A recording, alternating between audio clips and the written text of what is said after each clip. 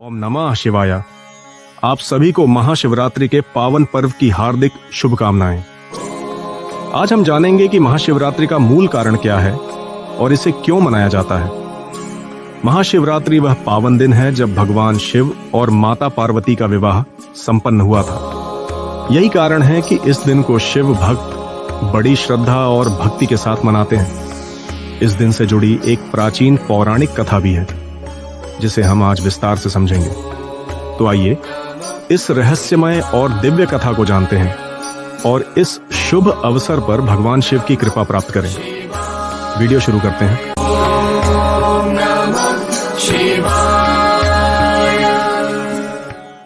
पार्वती पूर्व जन्म में देवी सती थीं।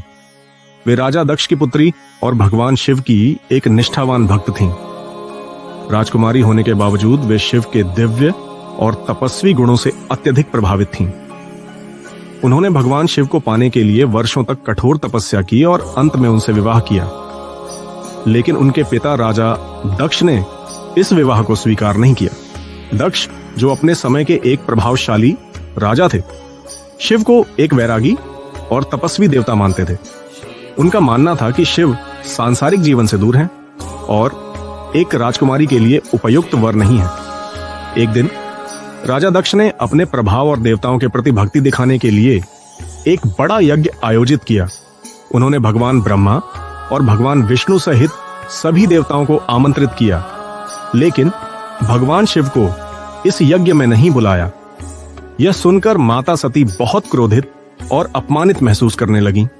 उन्होंने सोचा, अगर मैं यज्ञ में जाऊंगी तो मेरे पिता मुझे देखकर शायद भगवान शिव को बुलाएंगे। यह सोचकर भगवान शिव द्वारा मना किए जाने के बावजूद माता सती बिना आमंत्रण के ही यज्ञ में चली गईं। लेकिन जब सती यज्ञ में पहुंची तो दक्ष ने सबके सामने भगवान शिव का अपमान किया। सती यह अपमान सहन नहीं कर पाई। उन्होंने अपने पिता से बात करने की कोशिश की, लेकिन दक्ष ने शिव के प्रति अपनी घृणा नहीं बदली। यह देखकर सती अत्यंत दुखी हुई और उन्होंने निर्णय लिया कि वह ऐसे संसार में नहीं रह सकती जहां उनके प्रिय भगवान शिव का निरादर किया जाता है।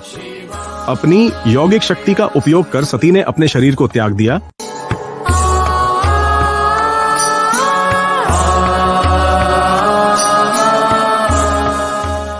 जब भगवान शिव को सती के निधन की खबर मिली तो वे अत्यंत शोक और क्रोध से भर गए। अपने असीम गुस्से को उन्होंने तांडव नृत्य के माध्यम से प्रकट किया। त्र्यम्बकं यजामहे सुगन्धिं पुष्टिवर्धनम् उर्वारुकमिव बन्धनान् मृत्योर्मुक्षीयमामृतात्। क्रोधित होकर शिव ने अपनी जटा से एक बाल खींचकर वीरभद्र नामक एक भयंकर योद्धा की रचना की, जिसने दक्ष के यज्ञ को नष्ट कर दिया।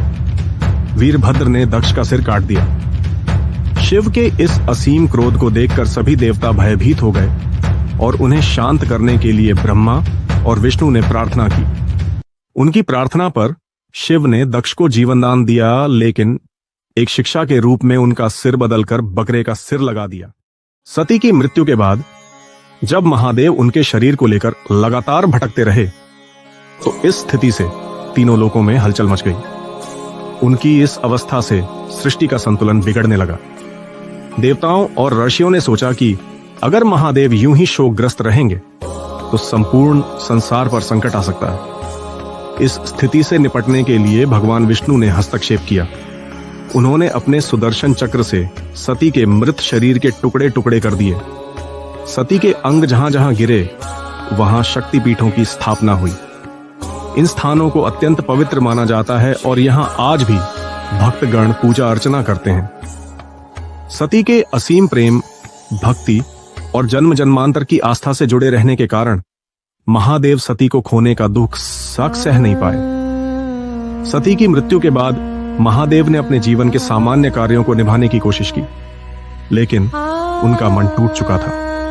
वे लगभग पागल जैसे हो गए थे और सती के वियोग का दर्द उनके हृदय में गहराई तक बस गया था।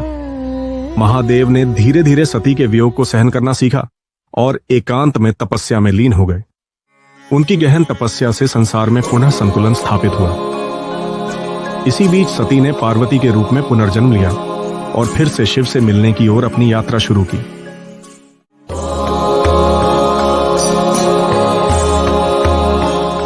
सती ने पार्वती के रूप में हिमवान और मेनावती के घर जन्म लिया।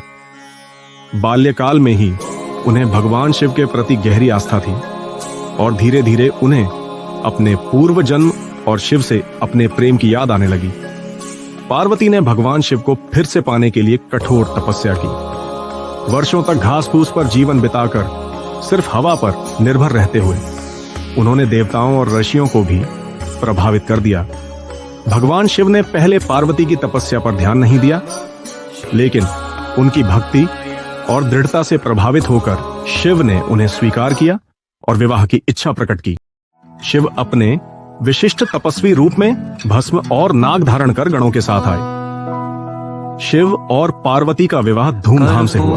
गौरम करुणावतारम संसार सारम भुजगेन्द्रहारम सदा वसन्तं हृदयारविन्दे भवं भवानी सहितं नमामि।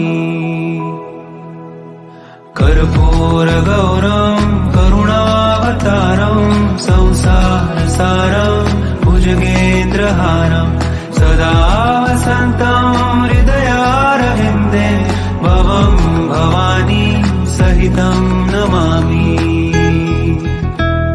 कर्पूरगौरं करुणावतारं संसार सारं भुजगेन्द्रहारं सदा वसन्तं हृदयारविन्दे भवं भवानी सहितं नमामि।